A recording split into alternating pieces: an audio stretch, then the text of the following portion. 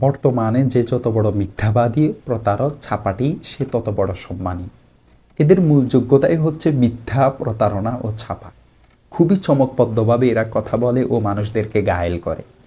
মানুষের বিশ্বাসকে এরা প্রতারণার প্রধান হাতিয়ার হিসেবে ব্যবহার করে। গীবত, অপবাদ দিতেও এদের বুক কাঁপে না। যোগ্যতা না থাকায় এরা যোগ্য ব্যক্তিকে অপদস্থ করে তার উপরে উঠতে চায়। বাহ্যিক দিক থেকে তাদেরকে আবু বকর রাদিয়াল্লাহু তাআলা আনহুর মতো দেখা যায়, তবে অভ্যন্তরীণ দিক থেকে তারা আবু জাহেল লানাতুল্লাহি আলাইহির মতো। এরা স্বার্থের জন্য আপনাকে আকাশে উঠাতে পারে এবং জমিনের নিচেও নিক্ষেপ করতে পারে। স্বার্থের জন্য তারা আপনাকে মাথায় উঠিয়ে রাখবে, স্বার্থহানি হলে আছাড় দিতেও দেরি করবে না। এরা লজ্জাহীন, ধোঁকাবাজ, স্বার্থবাজ। শুধু এতটুকুই ক্ষান্ত নয়, বরং মুনাফিকির সকল চিহ্ন তাদের মাঝে বিদ্যমান। যেমন আমানতের খেয়ানত করা যেন তাদের প্রতিদিনের রুটিন।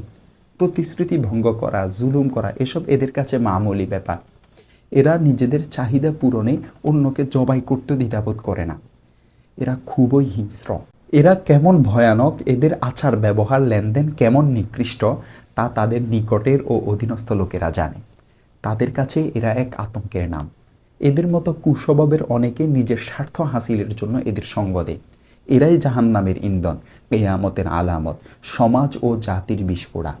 এদেরকে ও এদের সহযোগীদেরকে চিহ্নিত করা, জাতির সামনে এদের মুখোশ উন্মোচন করা, জাতিকে এদের সম্পর্কে অবহিত করা ঈমানি দায়িত্ব।